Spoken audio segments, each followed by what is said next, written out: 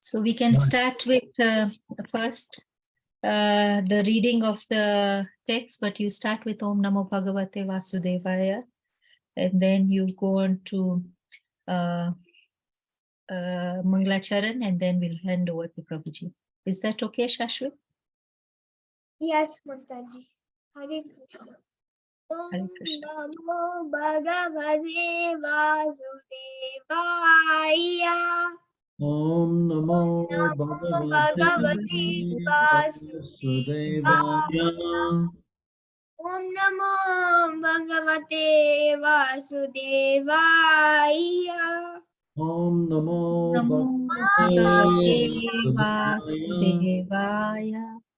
Narayanam Namaskrityam Naram Chaiva Narottamam Devim Saraswatim Vyasam Tato Jayamudiraye Sapta Kanjana Gaurani Radhe Kambaneshwari Vrishabhanu Sute Devi Devi Nashtaprayeshva Badreshu Nityam Bhagavata Sevaya Bhagavati Uttama Shloke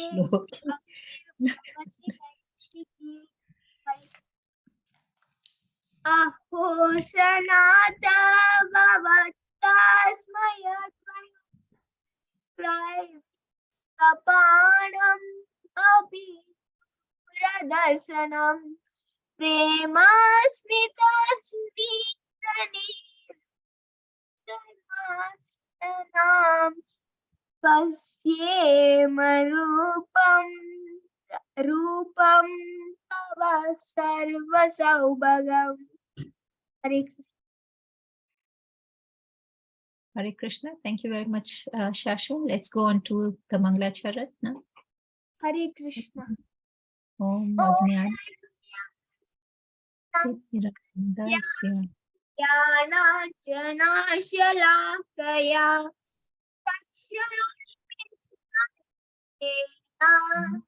Asmai Guruve Namaha Sri Chaitanya Krishnam Savitam Bhutale Swayam Pagadamayam Sadanti Swapadantikam Vandeyam Shri Guru Priyutapatagamanam Shri Gurun Vaishnavam Sha Shri Rupam Sagrajanam Sahagana Raghunathanvitam Tam Sajivam Satvairam Swavadudam Parijana Sahitam Krishna Chaitanya Devam Shri Radha Krishna Lalita Shri Vishaka He Krishna Karuna Sindhu Dinavato Jagatpate Gopi Kanta Kanta Namoshte Tapta Kanchana Gaurangi Radhe Vrindavaneshwari Krishabhanushtute Devi Namami Hari Panjakalpatarubhyascha Kirpasindhuvayeva cha Patitanam Pavanebhyo Vaishnavibhyo Namo Namaha Jai Shri Krishna Chaitanya Nityananda Shri Advaita Gadadhara Asadi Gaurava Vrindam Hare Krishna Hare Krishna Krishna Krishna Krishna Krishna Hare Hare Hare Hare Hare Ram Hare Rama Rama Rama Hare Hare. Jai. Hare Krishna. Thank you very much, Ashwin, for reciting the text and the wonderful Mangalam. Hare Krishna Prabhuji, Danvat Pranam. Please accept our humble obeisances on behalf of everybody who have joined the group and are about to join. Prabhuji, thank you very much for your time. We are reading the Srimad Bhagavatam. We are on Canto 1, Chapter 11, and the text for today is text 8, Prabhuji. I'd also like to acknowledge the presence of Mansi Ganga Mataji. Thank you, Mataji, for joining. Thank you for your time, Hare Krishna, along with all the other devotees who have joined, who join us regularly. Thank you very much. Prabhuji, I hand over to you. Jai. Thank you. Aho sanata bhavata smayadvayam Traivishtapanam apidor darshanam Premasmita snigdha nidikshana nanam Ashema rupam tavasarva shobhagam Aho. Oh, it is our good luck. Oh, it is our Sanataha. It's okay. Sanata. It's okay if we don't repeat. I'll just read it. Sanataha, to be under the protection of the master. Bhavata, by your good self. Sma, as we have become. Yatvayam, as we are. Trivishtapanam, of the demigods. Api, also. Duradarshanam, very rarely seen. Prema smita, smiling with love. Snigdha, affectionate. Nirikshana ananam, face looking in that mode. Pashema, let us look. Rupam, beauty. Tava, your. Sarva, all. Shobhagam, auspiciousness. Translation. In purport by His Divine Grace, Srila A.C. Bhaktivedanta Swami, Srila Prabhupada. Oh, it is our good luck that we have come again today under your protection by your presence. For your lordship rarely visits even the denizens of heaven. Now it is possible for us to look into your smiling face, which is full of affectionate glances. We can now see your transcendental form, full of all auspiciousness. The Lord in his eternal personal form can be seen only by the pure devotees. The Lord is never impersonal, but he is the supreme absolute personality of Godhead, possible to be visited by devotional service face to face, which is impossible to be done even for the denizens of the higher planets. When Brahmaji and other demigods want to consult Lord Vishnu, the plenary portion of Lord Krishna, they have to wait on the shore of the ocean of milk, where Lord Vishnu is lying on white land, Svetadweep. This ocean of milk and the Svetadweep planet are the replica of Vaikuntha Loka within the universe. Neither Brahmaji nor the demigods like Indra can enter into this land of Svetadweep, but they can stand on the shore of the ocean of milk and transmit their message to Lord Vishnu, known as Kshirodakshai Vishnu. Therefore, the Lord is rarely seen by them, but the inhabitants of Dwarka, because of their being pure devotees, without any tinge of the material contamination or fruit of activities and empiric philosophical speculation, can see him face to face by the grace of the Lord. This is the original state of the living entities and can be attained by reviving our natural and constitutional state of life, which is discovered by devotional service only. What a lovely verse and purport. Om Jnana Timirandasya Ganangana Shalakaya Chakshur Unmilitam Jena Tasmai Shri Gurave Namaha. Of course they all are. And as we discussed last time when I spoke, as each chapter unfolds, then of course the whole Leela of Krishna and his associates and all the devotees, the whole parampara enters into the story. We're only on the first canto. We have 12 to go.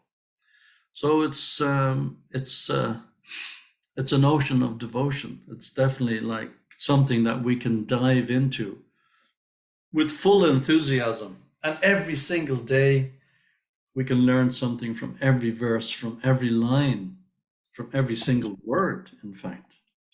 So it's a wonderful occasion that we have this opportunity to come together like this and participate in this discussion.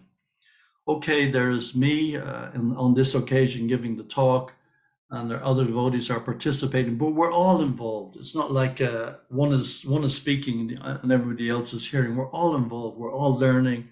I'm learning. You're learning. We're all completely immersed in this ocean of devotion, which is absolutely wonderful. It's such a golden opportunity for us to all come together like this. And we see in the purport, Srila Prabhupada is saying how the Lord is in the eternal form can be seen only by the pure devotees.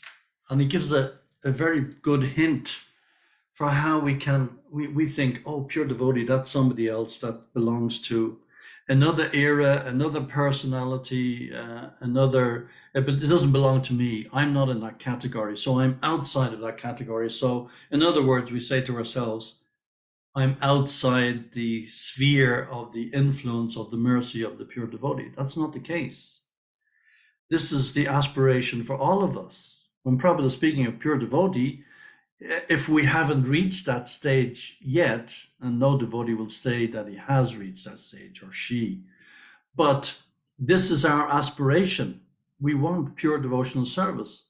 It's not that, we want to be, we're not. We would like to think, at least, we're not attracted to the material energy to the extent that we were before we came in touch with Srila Prabhupada and his teachings.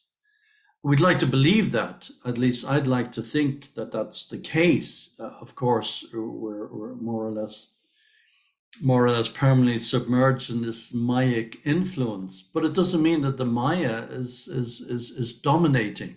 We'd like to think that as we progress in devotional life and the devotional creeper has an impact on our lives, then we come closer and closer and closer to the goal, which of course is prema bhakti, and there's no getting away from that. So when Prabhupada is speaking of pure devotee, he's actually speaking to us, and we shouldn't just use it as the excuse, well, I'm not a pure devotee, it doesn't apply to me.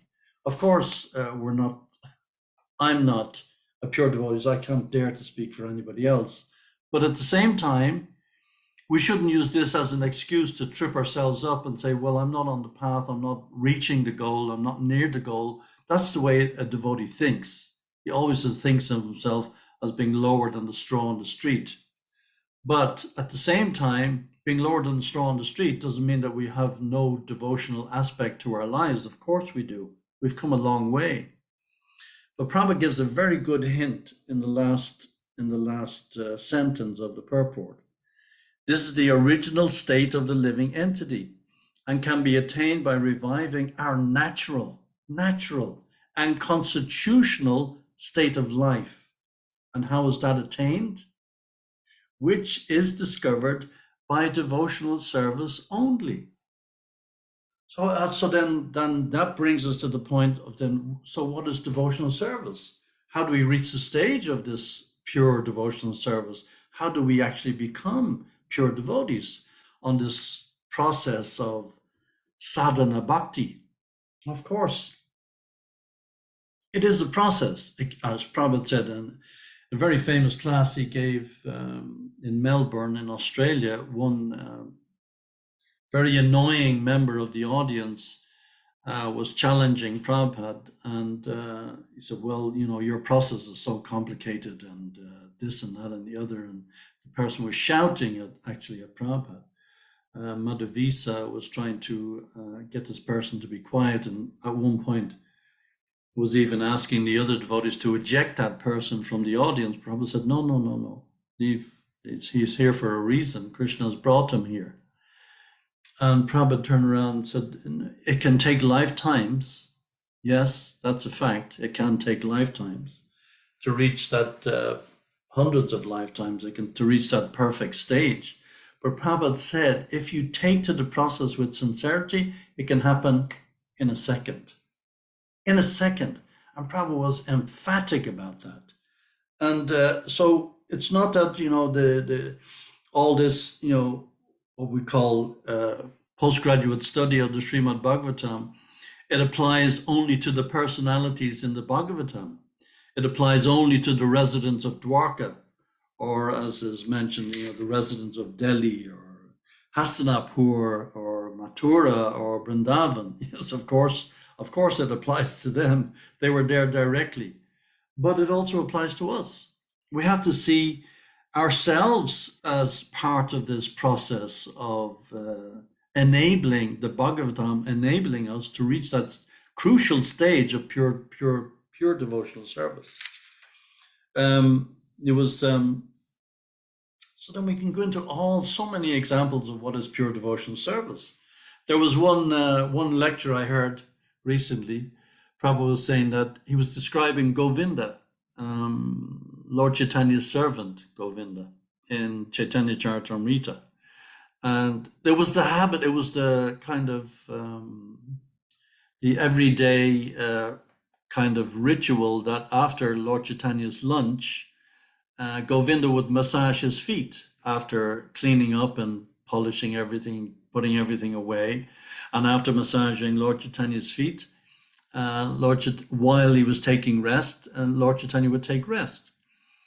And then afterwards, after Lord Chaitanya had taken rest and gone to sleep, then Govinda would have his prasadam. That was kind of like the regular event that happened pretty much every day while Lord Chaitanya was in Puri. So on this occasion, Govinda had served Lord Chaitanya. Lord Chaitanya had relished prasadam, and then Govinda went out to clean up and make sure that everything was okay and wash the pots and all that, whatever he had. That wasn't described in detail. So then when he went to go back in to take prasadam after Lord Chaitanya had taken rest, Lord Chaitanya was asleep. He had slept in the threshold of the door. So his body was in the room, but his head was on the door.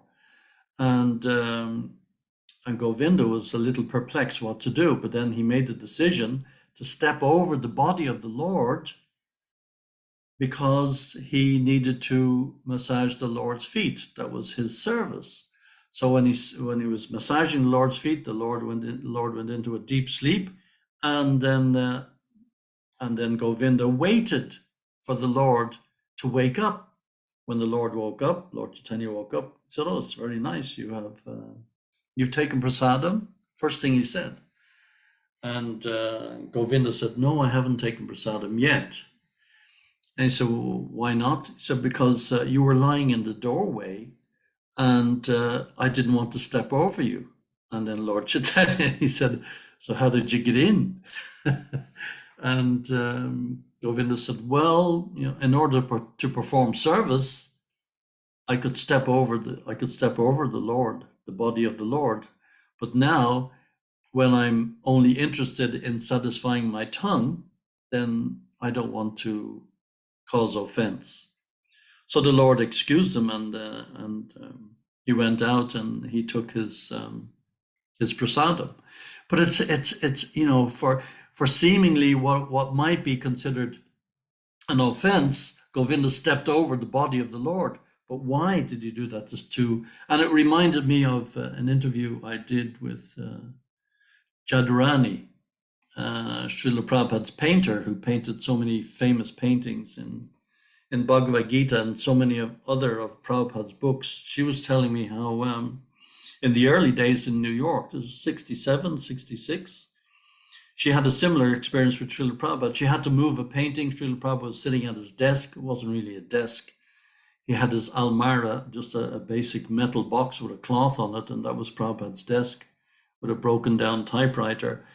And she had to move a painting out of Prabhupada's way in order to get at it. And it would have meant disturbing Prabhupada. So she excused herself and said, "I'm sorry, Srila Prabhupada, I have to step in the way in order to get this painting." Prabhupada said, "That's fine. For service to Krishna, you can step on my head." So we would like, this is like, how is this possible to step on the head of the pure devotee? But this is the fact. For service to Krishna, anything can be done, provided it's right. It's in the motivation. And how do we get to the stage of pure devotional service? Lord Krishna, he gives us the hint. Again, this was cited by Prabhupada in a lecture recently, where Krishna says to Uddhava that he perpetually walks behind the selfless sadhus, this in the 11th canto, who are peaceful and make no enemies, just to purify the material universes within himself with the dust of their feet, carried by the breeze of their movement. Srila Prabhupada said many times that the pure devotee goes to a place of pilgrimage, not for his own purification, but to purify the pilgrims and to take the reaction of the pilgrims who go there. So many people, you know yourself, if you go to India, millions of people, they bathe in the Ganga every day. And they do so, those who live there do so for taking bath. Many people who go on pilgrimage, they do so to purify their sins, to get rid of their sinful reactions. The pure devotee, he goes to a place of pilgrimage to take the sinful reactions he purifies the place of pilgrimage, where we go, us mortals, where we go for purifying ourselves. The pure devotee goes there to purify the place of pilgrimage itself. So, being connected with a pure devotee, being connected with this ISKCON movement, being connected with Srila Prabhupada is no small thing. How many millions of lifetimes we've gone through to reach this stage. So Krishna says, again, the 11th canto, thinking that I will purify the entire universe with the dust from their lotus feet, I always follow in the footsteps of my devotees, who are free from material desires, wrapped in thought of my pastimes, peaceful, non-envious, and equal to all living entities. So Krishna is following in the footsteps of the pure devotee. Krishna himself, he is saying, I take the dust from their feet. This is Krishna. And Srila Vishwanath Prabhupada quotes Srila Vishwanath Chakravarti Thakur in a purport that he wrote. Lord Krishna is the all-powerful creator of the universe beyond the dualities of material existence. And for him, there is no conception of purity or impurity. Still, it has been seen that sometimes the Lord desires to take the dust of the lotus feet of his pure devotees upon his head. It is the statement of the scriptures that without receiving the dust of the lotus feet of the pure devotees, one cannot attain the perfection of liberation from material existence. Lord Krishna considered, I have made it the rule that one can experience transcendental happiness only as a result of advancement in devotional service, which is achieved by receiving the dust of the lotus feet of my devotees. Because I also desire to experience transcendental ecstasy, I accept the dust of my devotees' lotus feet. What a purport. That's Krishna saying, I accept the dust of my devotees' lotus feet. Everybody, the whole, what is that verse where Krishna says the whole cosmic manifestation is simply a spark of my splendor in Bhagavad Gita. The whole cosmic manifestation is simply a spark of my splendor, simply a spark, a piece of dust on the lotus feet of Lord Krishna. And here is Lord Krishna, the same personality, who's saying, I take the dust from my pure devotee on my head. And probably there was, in the Leela Amrita recently, I was reading a small section, Prabhupada was saying, when I was alone in your New York, I love the way Prabhupada says, your New York. I was thinking, who will listen to me in this horrible, sinful place? All right, I shall stay a little longer. You know, Prabhupada used to go down to the port authority, the harbor in New York. He used to go there once a month. And he would ask from the Scindia steamship company when is the next boat back to India? Every month he would go down because Prabhupada was wandering practically alone. Of course, he had Krishna. For a year before anybody joined him, he was going from here to there. He didn't even have a place to stay in New York. New York is not a pretty place. I've been to New York. I've lived there. It's not a pretty place at all. It's a city, and in those days it was not a nice city. Anyway, it's cleaned up a little bit since then. He would go down every month to see when is the next ship back to India. And the steamship people would tell him, well, there's another one coming in 2 weeks' time, but every month you come down and you ask and you never leave. So Prabhupada said, okay, I'll stay for a little longer. And then Prabhupada is saying here in this letter he wrote to Sudama in 1972, he was reminiscing. He said, all right, I shall stay a little longer. At least I can distribute a few of my books. That is something. But Krishna was all along preparing something I could not see. Now I can see it was a miracle. Otherwise, your city of New York, one single old man with only a few books to sell for barely gaining eatables, how can he survive? What to speak of introducing God consciousness movement for saving mankind? This is Krishna's miracle. Now I can see it. I mean, this is Prabhupada. He couldn't see that this was going to happen. He couldn't see that the expansion of this worldwide movement was going to happen. And it happened in a flash. In a flash from 1968 onwards, it just took off, especially when the devotees went from Canada to London in 69 and Radha London Ishvara was installed.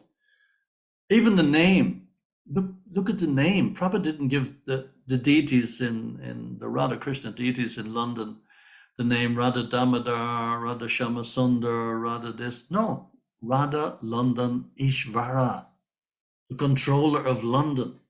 So Prabhupada just knew that you conquer London, you conquer the world, you conquer New York, you conquer the world.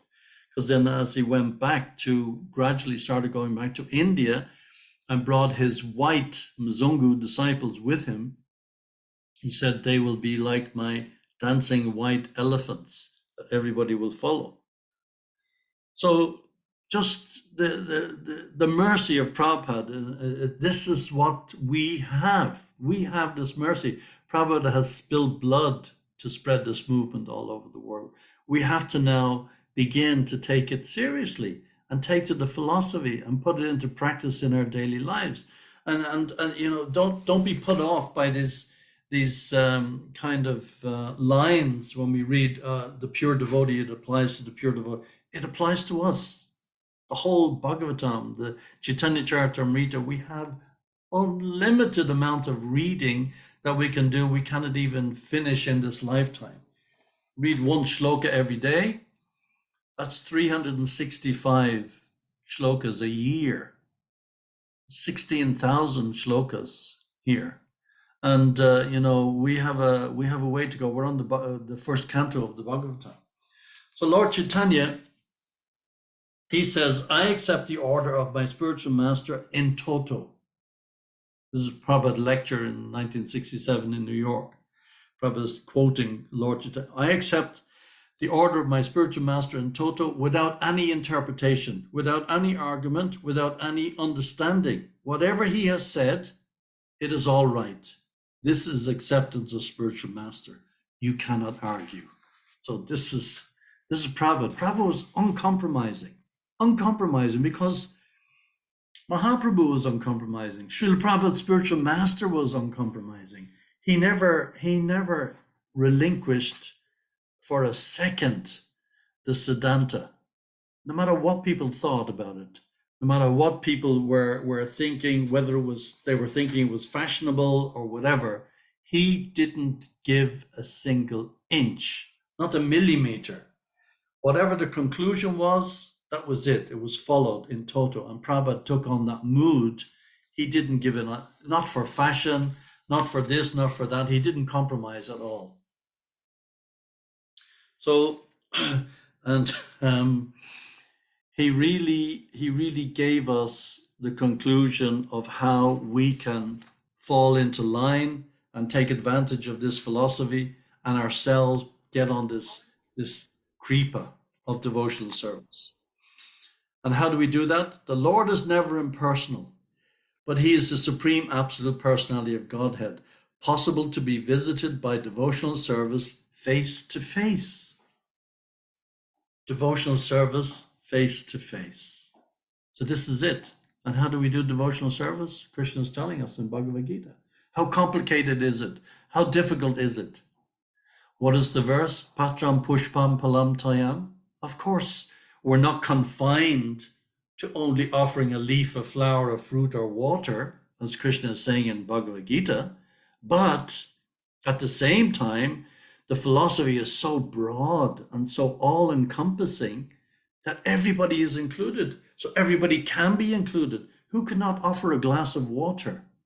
Who cannot offer a leaf or a flower or a piece of fruit? The poorest man can offer a glass of water, a piece of fruit, or a flower, or a leaf. Patram pushpam palam tayam. It's not a complicated. We can make it complicated, as is misquoted from Prabhupada on so many occasions. Simple for the simple, complicated for the crooked. That's another story. But we don't need to make it complicated. We can keep it simple. And it is simple. Harinam, Harinam, Harinam, Eva Kevalam. Klona Stevana, Stevana, Steva Kataranyata.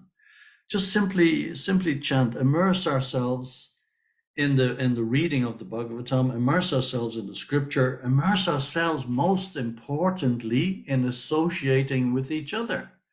Whether it is directly face to face or whether it is through meetings like this over Zoom, over the internet, whatever. As long as we're in touch with each other, then we will keep each other on our toes.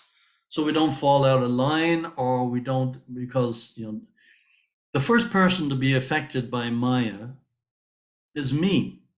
The last person to realize it is me. Whereas somebody else from a mile away can see, oh, Vidura's in Maya, let me try and help him. So that's why the association of devotees, of like-minded souls, is so important. There will always be situations, even amongst the devotees themselves, where there will just be other devotees that we just simply can't get on with, and that's okay. That will be, we'll offer respects from a distance. That's okay. We can't be expected, to be perfectly in line with everybody we meet. Everybody who puts on a dhoti or a sari or tilak is, das. It doesn't work like that. Whereas there will be other devotees we can have an affinity with, we can have an association with, and we can be sheltered from that association. So let us not lose sight of the goal. Let us focus on that and focus on what is the reality of this world. And we can see it's daily, hourly, minute by minute. It's a horrible place. It's an absolutely horrible place. And it's not getting any better. So it's turned almost like into this completely demoniac place. Even since I was a child, I can remember what it was. It was so simple. Life was so uncomplicated. And now, as the progress of Kali Yuga progresses, and as we advance more in our technological understanding of life and how to make it so-called easier and make life more comfortable, it becomes even more and more stressful. And we read this all the time in Prabhupada's books, how this material world is no fit place for a gentleman. But we think, no, tomorrow, it'll be better. We get the post-dated check. Constantly we get a post-dated check. That's what we get all the time from the politicians, a post-dated check. Vote for me and I will do this for you. Vote for me and I will do that. And I will improve this and I will improve that. It's all nonsense. It's all Maya. Prabhupada said, like for instance, about the astronauts, when they went to the moon, he said all they found there was rocks and dust. That's what they brought back to Earth. So what was the point of spending all these billions of dollars going to the moon to bring back rocks? We don't have any rocks here. That they could have been happy with the rocks here on Earth. No, they had to go to the moon to bring back rocks. And people said, and what they don't understand, the predominating deity of the moon is Soma. Soma, he's the predominating deity of trees and plants. Nothing will grow without the moon. The moon is the controlling deity of all vegetation. And yet when they went there, they couldn't see anything. There wasn't a single blade of grass that they could even witness. So Prabhupada says, what kind of nonsense is this? You cannot trust the scientists. You cannot trust what they tell you. It changes constantly, but you can trust the Shastra. You can trust the books. You can trust the Bhagavatam. You can trust the scriptures. So to stay safe at all times from Maya, we have to be in the mood of devotion. And that mood of devotion is done by service. And the more we increase the service mood, the more we increase our bhakti. The more we increase our bhakti, the more we increase the service mood. And then we dive in, and then it just becomes natural. It's our natural constitutional position, as we are told almost on every page of Prabhupada's books. Just like we have to find a place where Maya can't touch us, where we're safe. Just like the eagle. Prabhupada gives the example of the eagle. The eagle is catching the snake. Now, of course, the snake is poisonous. One bite from the snake on the eagle, and the eagle is finished. But what does the eagle do? Catches the snake on the head, just on the neck, and takes the snake up into the sky. So what can a snake do in the sky? A snake is safe and venomous and very powerful on the ground, crawling around, ready to bite at any moment in time. But in the sky, that's the eagle's area. That's where he is strong. So we have to be like that. As soon as Maya is coming in the form of the snake, we have to go to a place. We have to find a place where we feel comfortable, where we can strengthen our devotional creeper and not stay on the snake's area. Go deeply into Maya, where Maya can attack us in any way, in any form. Where it's her ground, where she's the one, just like when Maya personified approached Haridas Thakur to try and tempt him. She was sent by the Brahmins to tempt Haridas Thakur, and Haridas Thakur was sitting in a cave, and he said, no. He said, I have no problem going with you, fulfilling whatever your desire is, but please give me this opportunity to finish my rounds. And of course, Haridas Thakur, he chanted 1 lakh of rounds a day. So he's carrying on chanting his rounds, and she's reminding him every few hours, so what about now? I just have a few more rounds to do. Please, you just be patient. I will definitely fulfill all your desires, don't worry. And he carries on his chanting till the whole night passed. And because of the influence of the sound vibration of Haridas Thakur, Maya surrendered to Haridas Thakur and fell at his feet and begged him for forgiveness and became his disciple. So this is Maya. Just with the chanting of the holy name, of course it's Haridas Thakur, he's the Namacharya. We cannot compare Haridas Thakur to us, but nonetheless, the example is there. When you take shelter in an area where you're comfortable, where you feel comfortable, if Haridas Thakur was comfortable, even with the attack of Maya personified, he was comfortable in immersing himself in the chanting of the holy names of the Lord. We can do the same thing. Just simply immerse ourselves in the chanting of the holy names of the Lord, and everything else will fall into place. So I would implore you and implore myself to take stock and take notice of my own words and actually engage in this chanting. Satatam kirtayantomam yatantascha dridhavrata Namasyantyastamam bhakja nitya yukta upashate. Always chanting my glories, endeavoring with great determination, bowing down before me. These great souls perpetually worship me with devotion. We see this phrase within that verse, Dridhavrat, to take a serious vow to constantly chant the names of the Lord. And not just go through the ritual of doing our 16 rounds, but actually focus on the quality of our rounds, focus on the quality of the hearing and the chanting. So it makes this wonderful, magical, mystical circle. The sound leaves our tongue, it goes into the ear, and then there's this beautiful, beautiful circle of pure devotion, which is going from the tongue to the ear into the heart, and then that way we become purified. And make this the last sojourn in this material life. No more of this birth, death, old age, and disease. Dukalayama shashvatam. It's no fit place for a gentleman. We have to break this cycle. And as the residents of Dwarka are saying here, oh, it is our good luck that we have come again today under your protection, by your presence, for your lordship rarely visits even the denizens of heaven. We see from the purport how Prabhupada is saying that Brahma, even Lord Brahma, Lord Indra, they cannot get to see Krishna. They cannot get to see Vishnu.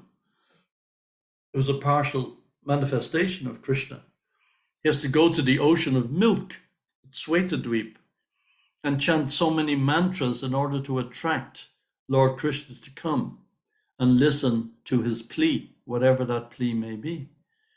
So we are in this enviable position that even the Devatas are queuing up to take birth on this planet so as they can get the advantage of this devotional creeper that was been handed to us literally on a plate by Srila Prabhupada.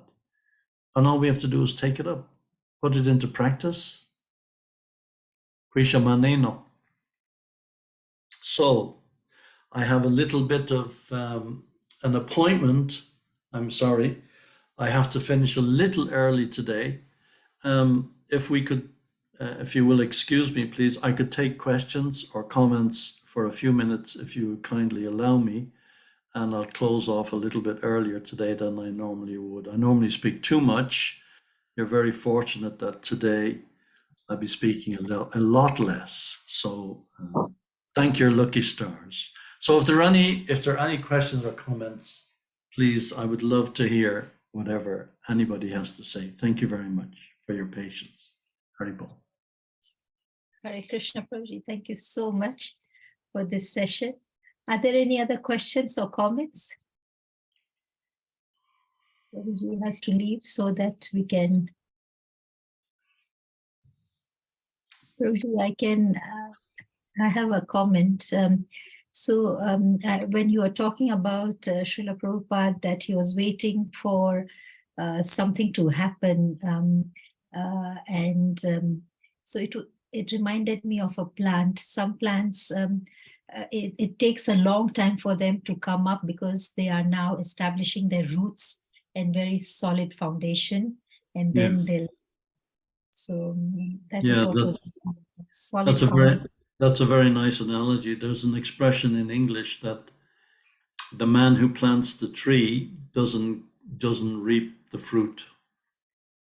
Yeah, that's a fact.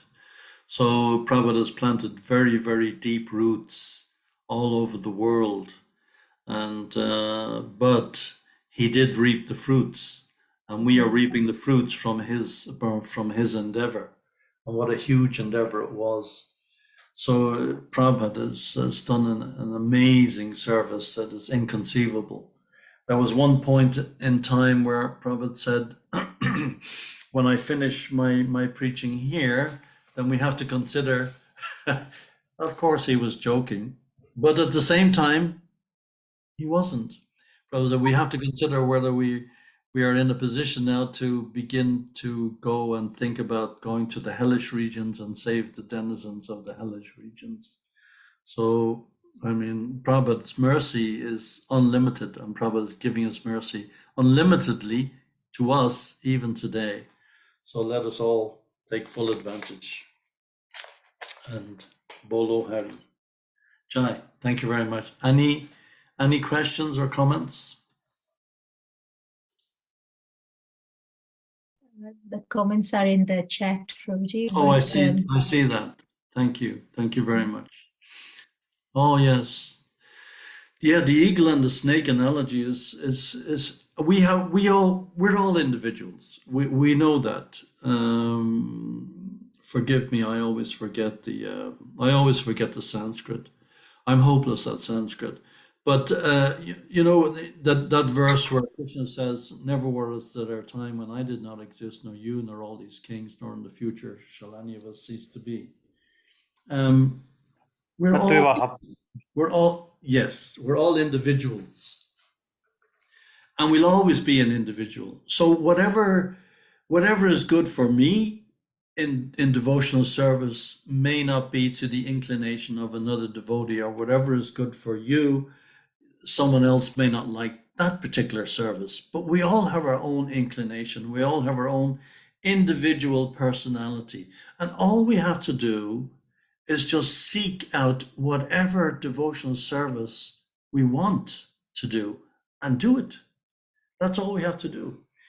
And it doesn't mean that, you know, somebody else is doing this, somebody else is doing that, they're better than me, they're worse than me, whatever. Forget about that. That's nothing to do with you. You find out whatever devotional service is good for you, and you do that service and do it diligently, do it with due attention, and then you'll find your life's goal. It will automatically fall into place. And everything else, like a lotus flower, when the sun comes out, it will just unfold, and everything will be automatically revealed. Automatically. As Prabhupada says in this purport, this is our natural and constitutional position. This is meant for us. It's not like something, it's not an artificial imposition on the mind. Prabhupada said in that famous lecture, anybody can participate. And Prabhupada says in that lecture again in New York that was recorded, even a dog can participate.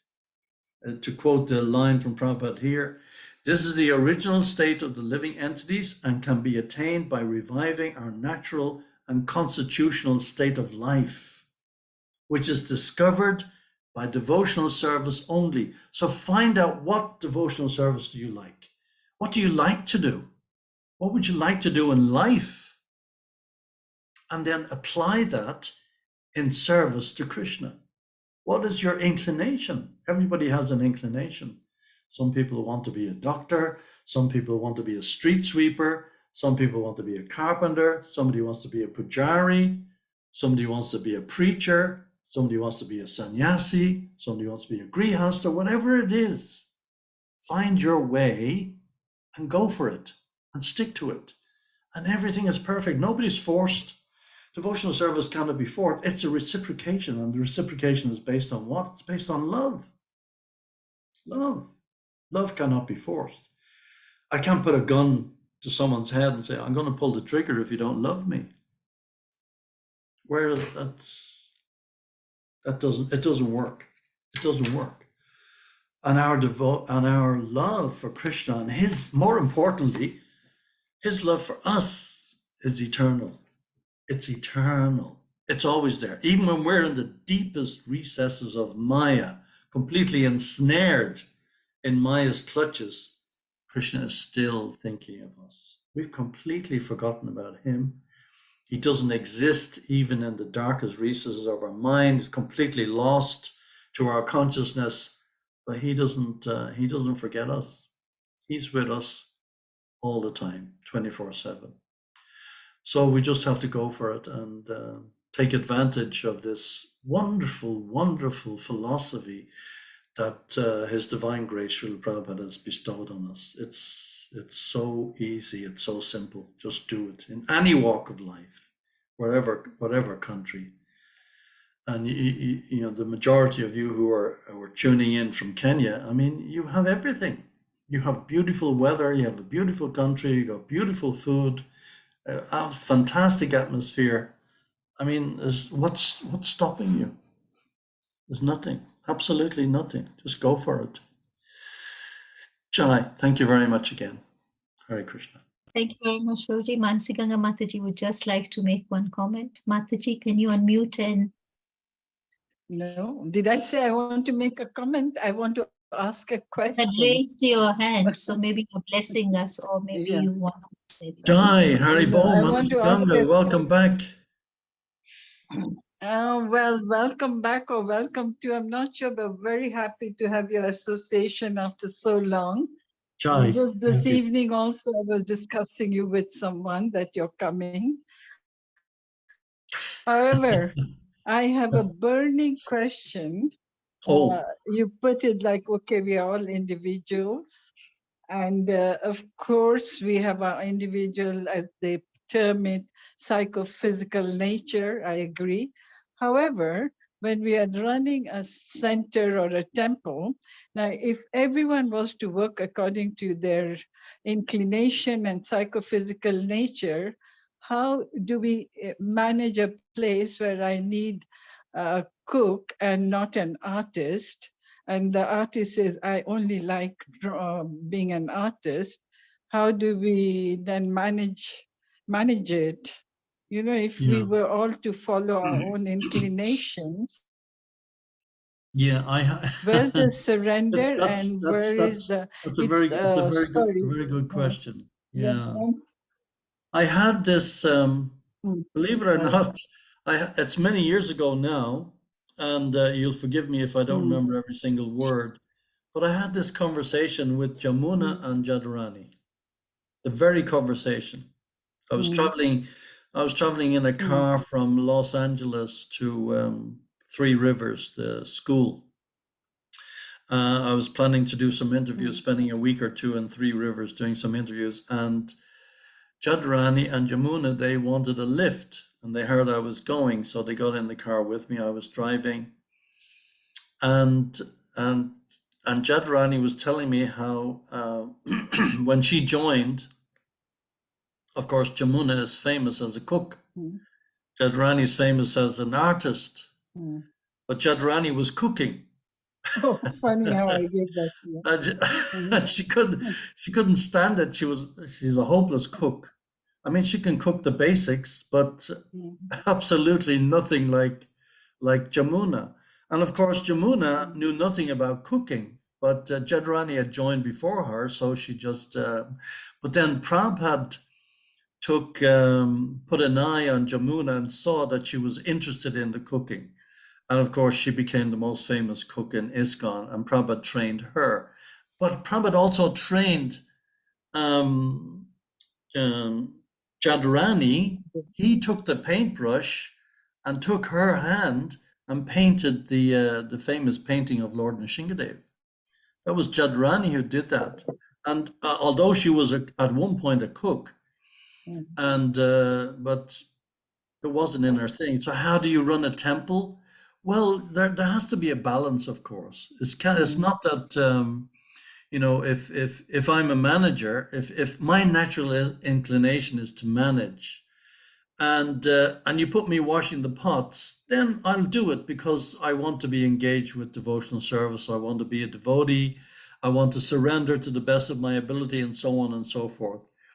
But if it's my ability to manage and you put me washing the pots, it's a little bit of a waste. So it's really up to the manager to see the ability in that person and try to find a slot that person can fit into. And obviously we all have to compromise at some point in time. I was a toilet cleaner for half a year. I was a pot washer for a year. And then I was so proud that I was promoted from being a toilet cleaner to a pot washer. I had a little badge, and you see, I'm the pot washer. You know, you're only a toilet cleaner. So we all go through these phases where we see the service by some material analysis, and we compare it with the material world. We can't do that. So I mean, but it takes it takes a lot of surrender for somebody who has one major ability to do something and then be put in a service that's not at all their inclination. But, you know, if that's what it takes, and if I'm surrendered enough to want to go along with that, then I can do it. But at the same time, if we put a young devotee, say a young bhakta who's getting used to the philosophy, getting used to the idea of chanting, getting up in the morning, it's all strange, it's all new. And if we give that person a service that they absolutely hate and it breaks their back and they go away, and that's also it. So the balance is very fine. And you can't really give a generic description of it has to work this way or it has to work that way. We, those of us who have unfortunately been assigned the role of managers somehow or other in ISKCON, we have to take it on the chin sometimes and just, okay, we can do what we can, but ultimately, man proposes, God disposes. Ultimately, it's in Krishna's hand. We are not the Ishvara. London Ishvara is the Ishvara. So that's all we can do. I don't know specifically how to answer your question. I can only, it's a good question and it's a problem I faced practically my whole life as one kind of manager or another in ISKCON. Thank God those days of managing are in the past. It's a headache. It's a headache. Yeah, Managing you're in is a a good headache. situation then. But the reward you Yeah. get from taking on that headache is unbelievable. And Krishna always finds a way. Krishna always finds a way somehow or other to make everything work. And we're not the doer. Ultimately, we're not the doer. But on a day-to-day basis, dealing with that's the theory. The practice, well, that's something else. I wash my hands of that. Jai, I hope that answers your question. Thank you very much. Yeah, I mean, yes, and no, it's like the bottom line is we have to absolutely 100% accept all plans are from Krishna and we have to fit in his plans, you know, Yes, and by the management of washing the toilets, you know. yes, But it's his plan, and somehow if we learn to accept to fit in his plan, then we are not so disappointed. Otherwise, the expectations, every person, every devotee think, oh wow, this one is the one I was waiting for, and then she or he yes. lets you down and you think, oh, again, Krishna, you're doing this to me. But it goes on, and I think till you learn, no, you have to accept and not expect. Krishna is going to keep testing you.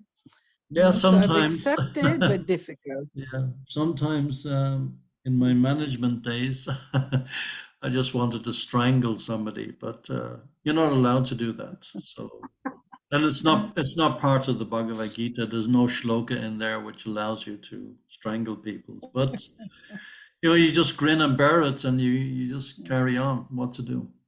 Life is life. Matrukvarshe Kvanteya. Yeah, so you're coming to Kenya to take some management. Sounds very I attractive. was so Yes, Jai. No comment. Hare Krishna. Thank you very much, Prabhuji. I know you have another meeting to go to, so we'll conclude this session. Thank you very much for your time and Thank you, effort. Jai. Thank you. Let us all chant the Hare Krishna Maha Mantra in glorification of Vidura Prabhu.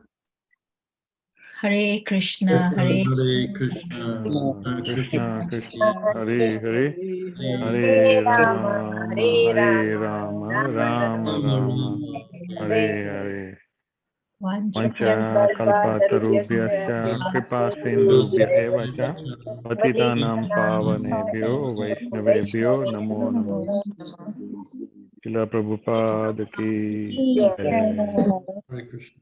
Praise His Grace Vidura Das I ki thank you very jai. much. Krishna. Hare Krishna.